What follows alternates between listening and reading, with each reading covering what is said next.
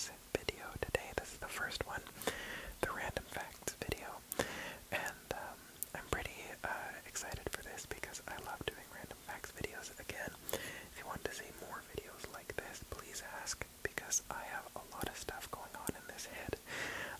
So,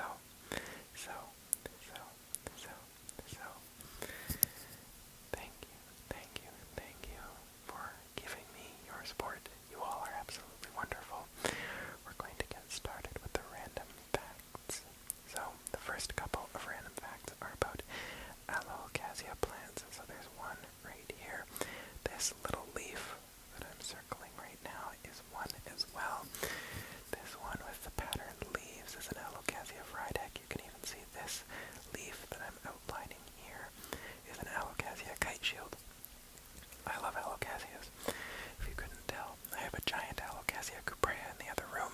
I've got an Alocasia jacqueline sitting over here, and there's an African mask one that's currently in quarantine because I think it might have spider mites, but I kind of tried to hop on that earlier rather than later, not letting it get infested. So, an Alocasia, and I kind of wore the makeup today, this sort of green today, inspired by my Alocasia frydek. I love taking care of these things. They need a good amount of moisture. They're actually native to the island of Borneo. A lot of them are, which is, the island of Borneo isn't in one country specifically. There's part of it in Indonesia and Malaysia, and then Brunei as well is on the island of Borneo. And basically, these are tropical plants. They very much enjoy humidity. They very much enjoy having moist soil for the most part. And I think one of my favorite facts about Alocasia plants is that they will, like, it's not really a fact, but their flowers are so unique. My Alocasia cuprea got a flower just late last year. Or was it in January of this year? I can't remember. Well, actually, maybe it was. Actually, now that I think about it, I think it got the flower between, like, the end of December and the beginning of January. Or no, it was in January. Anyway. But when they put up a flower, it's like the flower, the inside part is it actually remains covered up, and then it just sticks out this, like, weird looking shoot. They're very, very cool. And essentially these things, they sprout from within their leaves, like their stems. So that new leaf that you can see coming in is coming out of the stem of this top leaf right here. So every time a new leaf comes through, it continues to split the plant, and just essentially it builds on top of each other. They build on top of each other until the, like, bulb of the plant gets much taller, which is really interesting. I also have the opportunity to train this one if I continue to rotate it, but that's a lot of work, so I don't think I'll be training it. I think I'll just have it still looking over at my window. Now,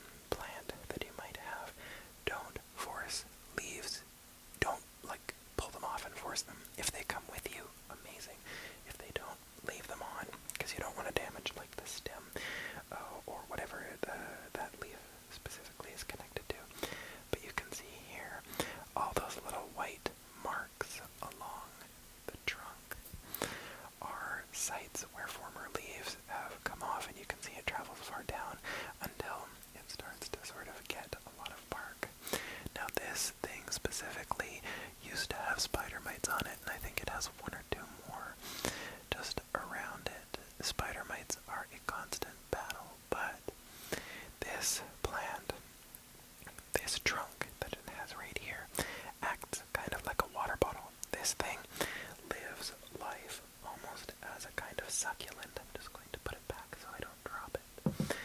It lives its life almost as a succulent in that trunk. It actually stores water like a water bottle, which is really interesting. And I just love like the way it looks. It looks so cute. And of course I'm very happy that it is getting more leaves, because I was terrified that it wouldn't because of the spider mites. But no, it is still going quite strong. I'm checking my fingers just in case I have any spider mites on my fingers, which I do not. If I ever do, I just take a Kleenex, I rub around, and then I wash my hands, just because I don't want to cross-contaminate. Now, if you're dealing with spider mites on your plants, humidity is very, very good for getting rid of spider mites and preventing spider mites. You can either set out a pebble tray, which I am mulling over doing, or what you can also do is you can begin misting your plants. Alocasias are quite susceptible to spider mites, as are, I think, croton plants. So it's very easy to just get like a spray bottle. I have a bunch of IKEA spray bottles that I keep around the house.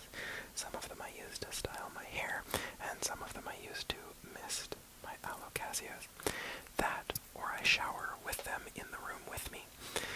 So that is generally how you would deal with spider mites.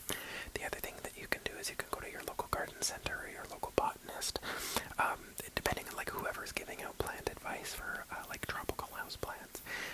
They'll be able to tell you if the plant is too delicate to survive an insecticide. My Hawaiian palm cannot survive most like commercially available insecticides. It can only survive End-All, which is sort of a very gentle insecticide, which is what I use to get rid of any sort of traces of pests on my plants. The other thing that I'll do is every now and again I will just wrap some saran wrap around the base of the Hawaiian palm to protect the dirt, and I will gently rinse it off with about rain temperature water, so not freezing cold and not quite room temperature, although I'm sure room temperature would do it as well. But I like to sort of imagine the temperature of rain and try to make the tap water about that temperature. So, the other thing that I do is I take Kleenexes and I just like wipe off the leaves. That's also just a good idea to do with all of your plants, because if dust begins settling on the leaves, especially if they're upturned, it can hinder photosynthesis. The dust particles can block photons, making it harder for your plant to make food for itself. So, lots of plant facts to begin with. Now, a lot of these facts are kind of like, they don't really come from anywhere, so there's going to be a lot of different topics. It's just I wanted to start with plants first. The next fact is this pillar that I have here. This, I guess, I always want to call it like an obelisk because it's shaped like an obelisk, but this one that I tapped on in the first tapping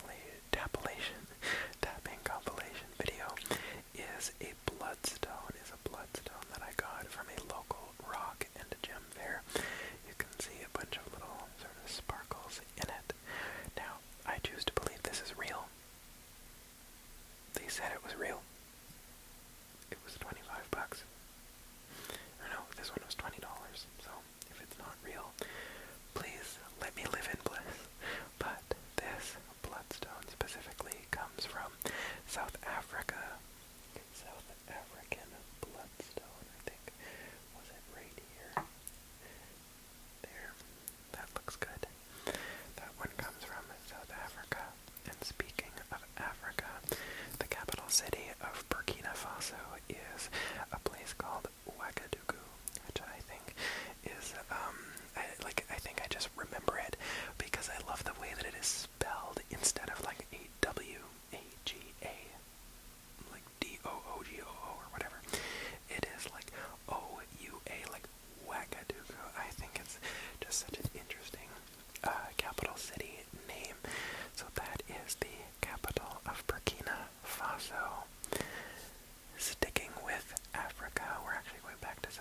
Africa.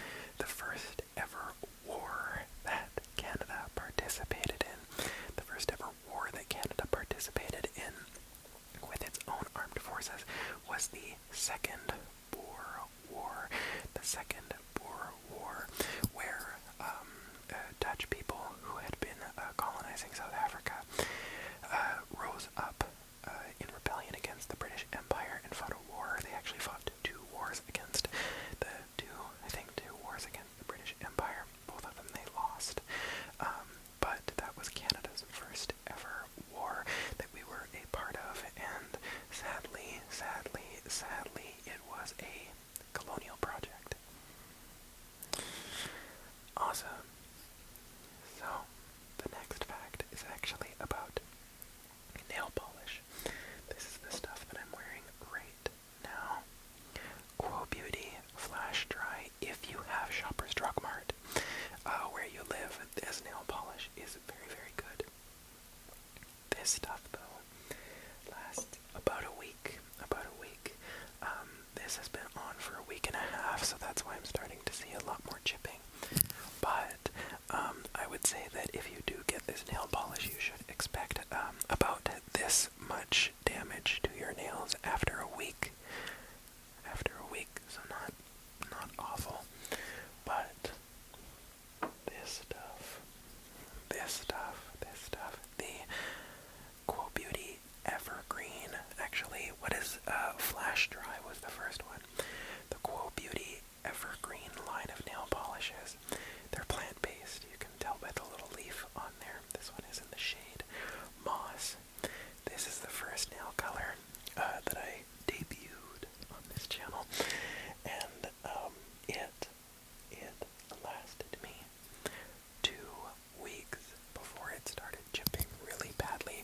I would say a week and a half it lasted almost perfectly, and then as time went on, after like the second half of that week, then I started to see some chipping, but it lasted quite a long time.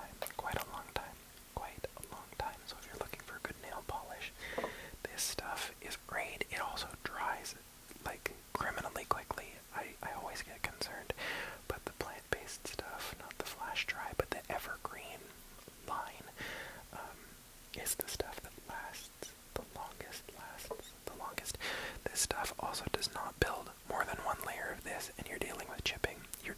I could even peel it up as I put a second layer on it, so avoid doing 2 layers of this Flash Dry stuff.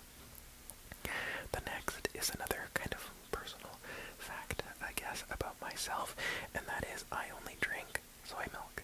I used to be lactose intolerant, but I grew out of it, which is something that can happen if you have a mild enough allergy, although I do still feel a little bit queasy when I drink regular milk, but I just stick to normal old soy milk, and thank God, things like ice cream, well, I guess I eat frozen yogurt most of the time, but I eat ice cream here at home, or like sorbets or things like that, yeah, or gelato, yeah, now that I think about it, I don't really eat much like ice cream.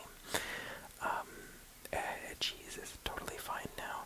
I used to get very sick when I ate cheese, but I still only drink soy milk, mostly because I like the taste of the original silk soy milk. It's just a personal preference. The next couple of facts are about coffee, and the reason why I point at this plant here is because that's a coffee plant. I've had it for a couple of years now, quite a long time, but coffee is actually native to Ethiopia. The plant species has originated in East Africa, mostly in what we now call Ethiopia. Back then it was likely considered like Abyssinia, which is sort of an interchangeable name, although it is quite outdated at this point. But there were like a lot of different sort of scattered kingdoms and tribes that lived around that area in East Africa, and this is not likely a true tale, but this is sort of a legendary tale that around 1,000 years ago, there was a goat herder named Kaldi who discovered that after his goats were eating the berries, the cherries off of this like bush that was just out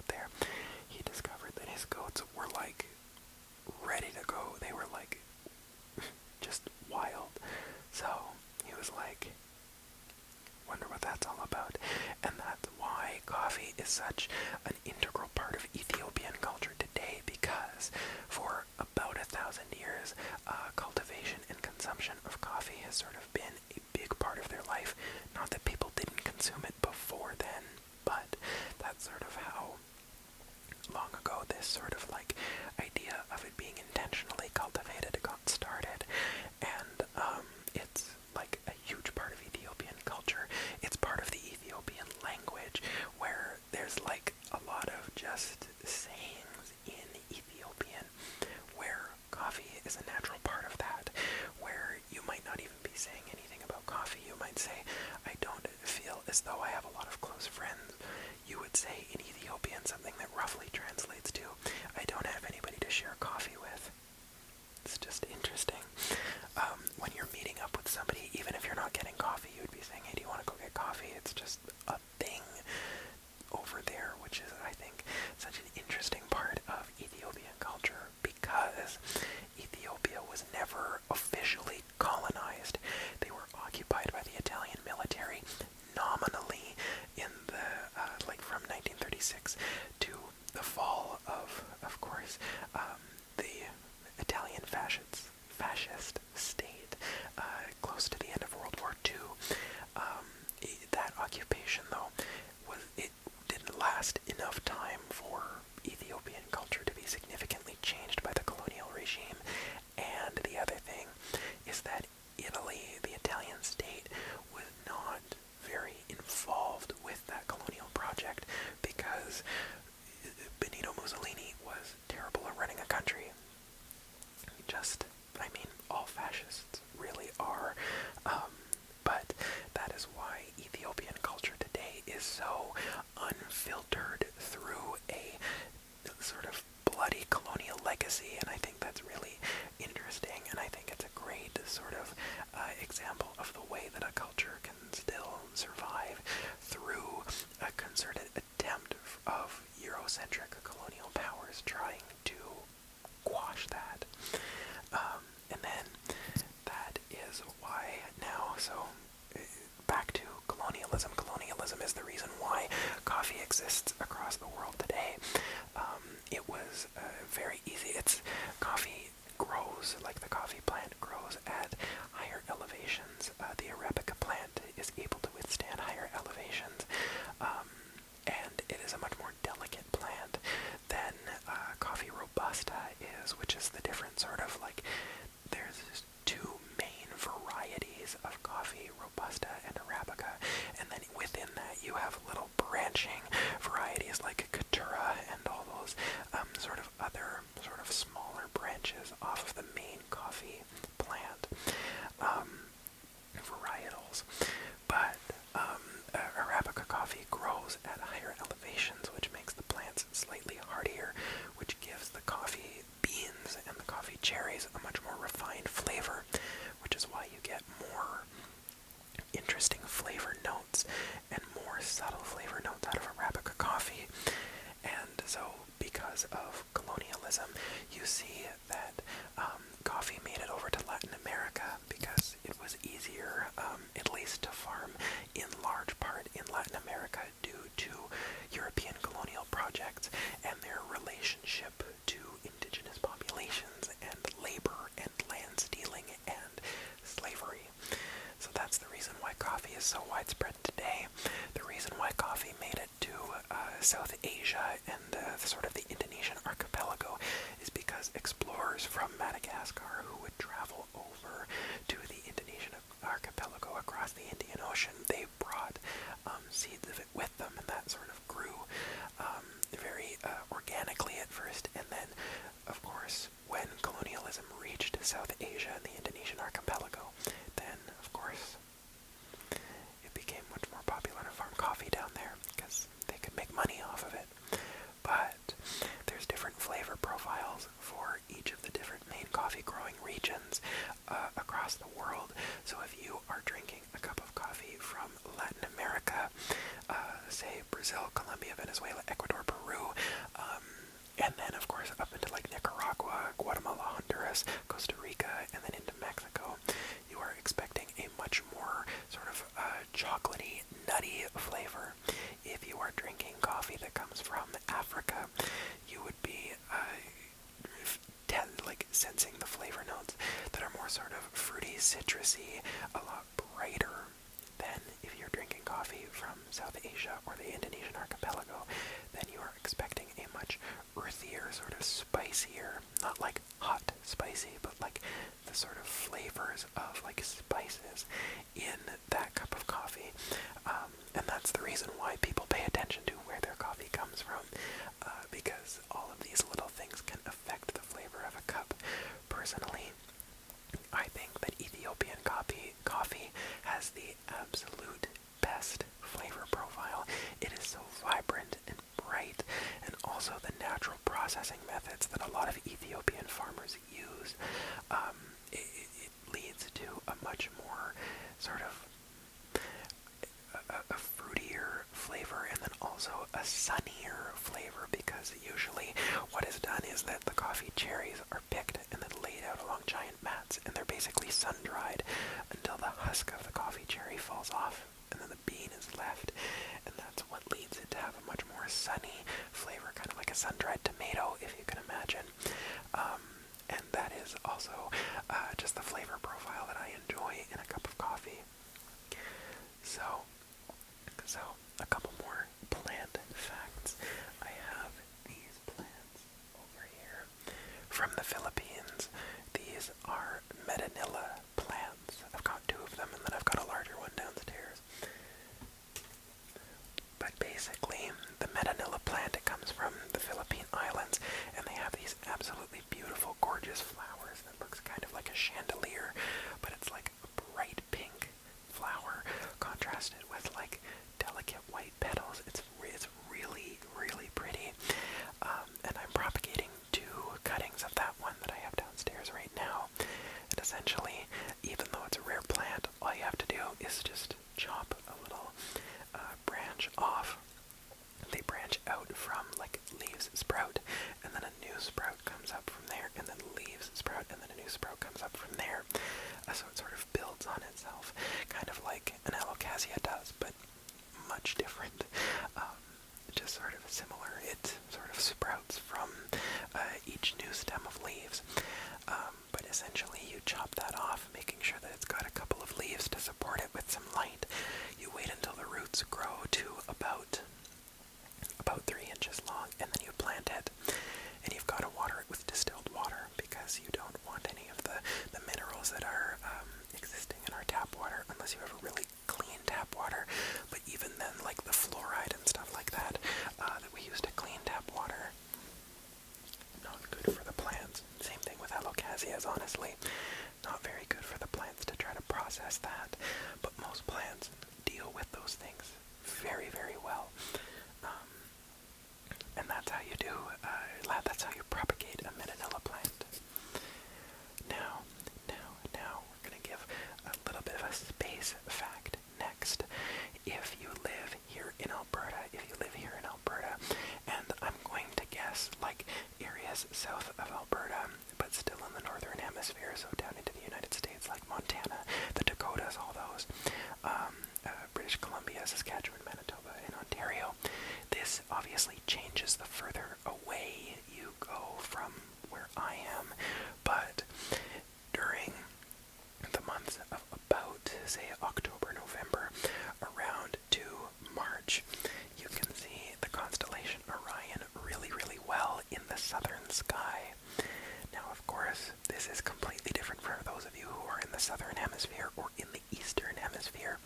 Even going further than Ontario, I'm not quite sure how that changes the months that you're able to see it. But I just like to tell people that, because getting people interested in stargazing is really, really easy.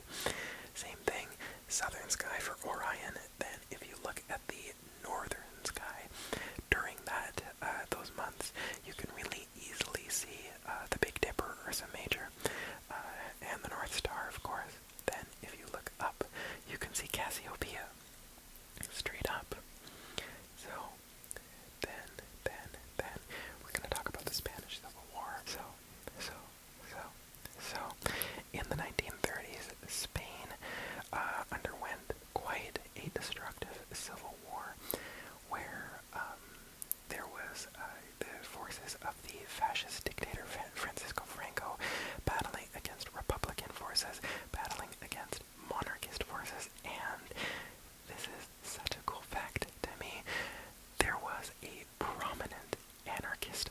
uprising in Spain during the Spanish Civil War. That was so, like, it's just such an interesting thing that anarchism was like an actual political ideology of a major revolt in Spain so close to the time that we live today. It's a really a good example, I think, of like how if we think something is impossible to try to build a better society, we can.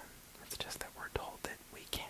We are told that we need to be incremental with everything. So I think it's just interesting looking back at the Spanish Civil War to be like, there were people who were willing to fight for what they believe in, and I think that's what we really need right now, especially facing things like climate change. So that's an interesting fact. Unfortunately, of course, the fascist dictator Francisco Franco did win that civil war, but points for trying for sure. So now we are going way back in history when the supercontinent Pangaea was splitting apart from itself sort of 200 million years ago-ish. This happens over the course of many, many, many hundreds of millions of years, or well, many, many tens of millions of years, I should say. Well, no, because it goes from like about 200 to 99 million years ago, 90 million years ago. Anyway, India, the land that India sits on, the Indian subcontinent, was actually all the way down south, attached to what would eventually travel further south to become the islands underneath the Antarctic ice sheet and Australia. So India actually has a much different sort of profile as the rest of Asia, and that's one of the reasons why we consider it a subcontinent today. A subcontinent today, not just because it's huge, but because it is so geologically different from Asia, which is really interesting to me. Really, really interesting to me. Now, a little bit more about some natural stuff. One of the best pollinators on Earth is the solitary bee. Usually we think about like hive bees and like honeybees as the best pollinators. Not so. Solitary bees, I think, do 75% more pollinating than any other species of pollinator out there. So, if you ever want to, solitary bees are also not aggressive unless directly provoked. So, they won't sting you just for sort of being in the same vicinity. They're not aggressive, they're just defensive. So, what you can do is you can easily look up, like get a bee house kit where they lay their eggs and then, of course, more pollinators are born. And that is always good for our sort of ecosystem. So look up where you can get a bee house, or if you can get a bee house kit to give more homes and to sort of populate the population of solitary bees. The solitary bees need you. The next fact sort of is more about endangered species slash conservation and Africa. Lots of facts about Africa today is that Botswana, and you've probably seen this in the news, Botswana has too many elephants. Conservation efforts in Botswana have been so successful that they have too many elephants. So they periodically will send like 20,000 elephants over to Namibia, 20,000 elephants to another country. Like a bunch of the majority of the African elephant population, I believe 33% of it, lives in Botswana. So they constantly have to be like exporting elephants to be able to bolster other countries' elephant populations and to make sure that they avoid culling of elephants, because that's not something that people really want to do. This was actually sort of a diplomatic incident between Germany and Botswana recently, where Botswana was lashing out against German hunting restrictions that were placed upon Botswana because Botswana has begun allowing hunters, strictly regulated hunters, to go in to elephant populations and begin trophy hunting. So I think it's a really interesting example of like conservation and like international law, international relations, and how this country is kind of like in between all of that, and how Botswana is really trying to walk that line while still protecting its local economies. So, the next fact is about Dark Souls lore, because Ippy Cake wanted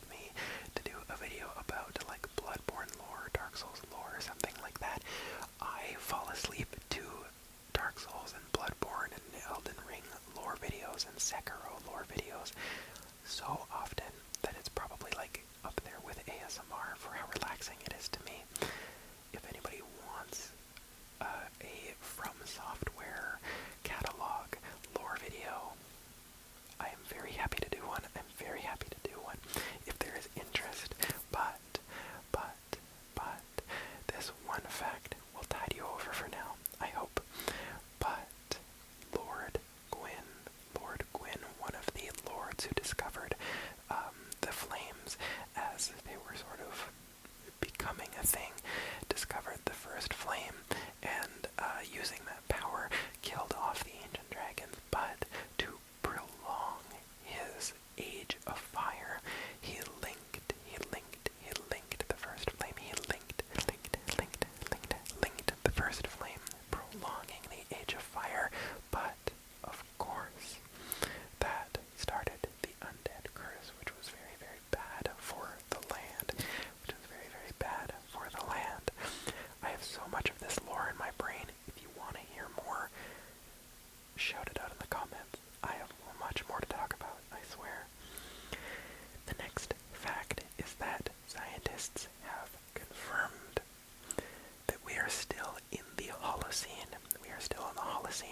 We have not flipped over into the Anthropocene.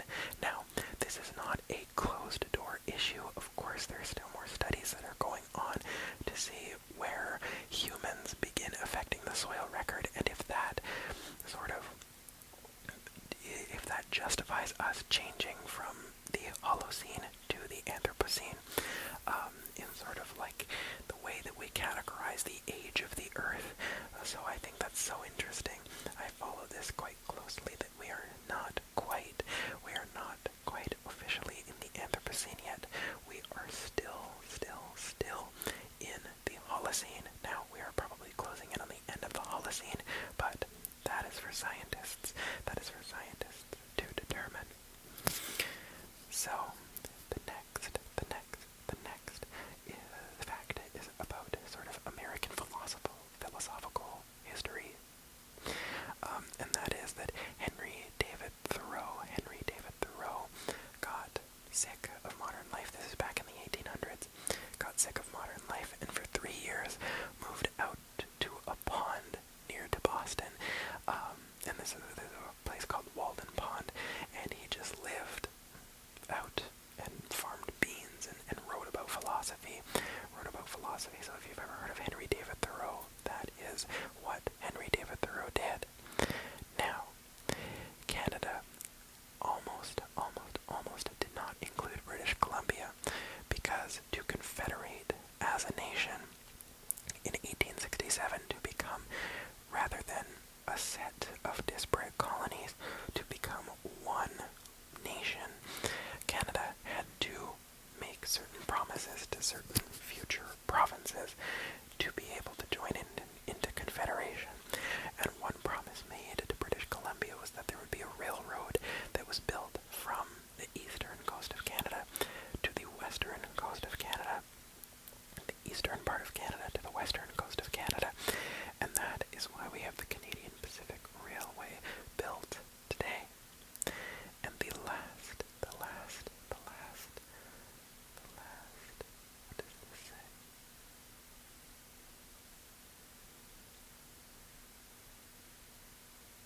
Oh, here's the last fact. Okay, last fact. This is also a call to action. Every single year, for the planters that I make outside, my flower planters, I come up with a theme. Up until like last week, I was solid that my theme was going to be monochromatic, that each planter would be dedicated to like shades of red, shades of purple, shades of pink, shades of yellow, orange, whatever. But, unfortunately, I'm beginning to doubt myself. I don't know if I want to do that. So, if you have any suggestions, leave them down in the comments. What theme my planters should be this year. Past years, I have done themed around, the first year that I did planters, it was themed around fire. All of the plants, and there's a plant called a Alocasia, which is really, it looks a lot like fire. This is one of my favorite sort of